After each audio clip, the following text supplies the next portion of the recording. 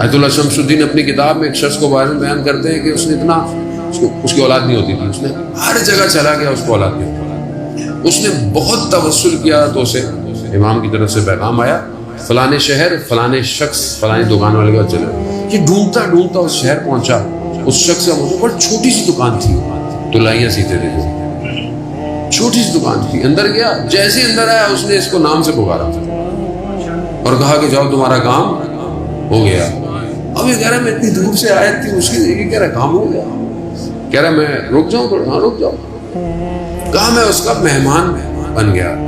اب میں نے اس کو کھانا دیکھا تو روٹی اور دہی، لیکن میں نے اس سے لذیذ کھانا نہیں کھایا تھا، حالانکہ خود بہت بڑا امیر آدمی تھا.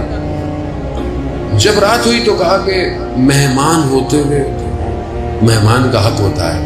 کہا ہاں. کہا میں یہ پوچھ سکتا ہوں تمہیں یہ مقام کیسے ملا؟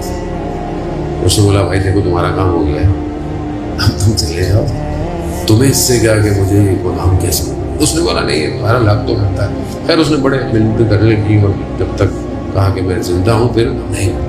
اس نے بولا کہ میری تو یہی دکان تھی، کیونکہ پرانا زمانہ تھا، حکومت خاص حکومت تھی، شاہ کا دور تھا.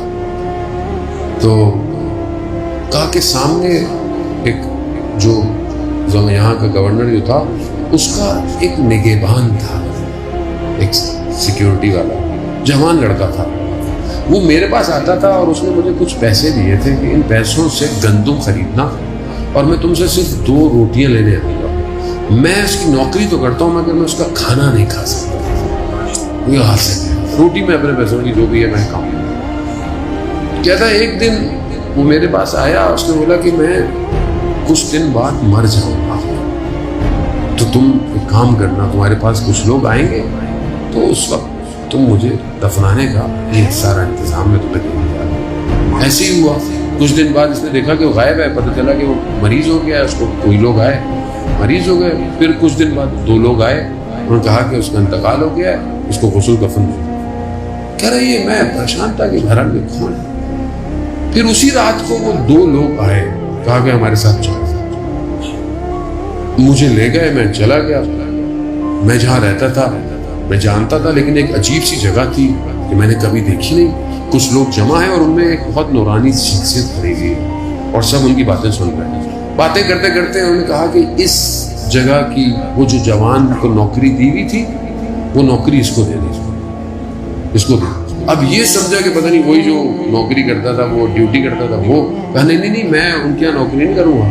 کہہ رہا نہیں یہ وہ والی نوکری نہیں ہے، یہ امام کی نوکری ملی ہوئی تھی.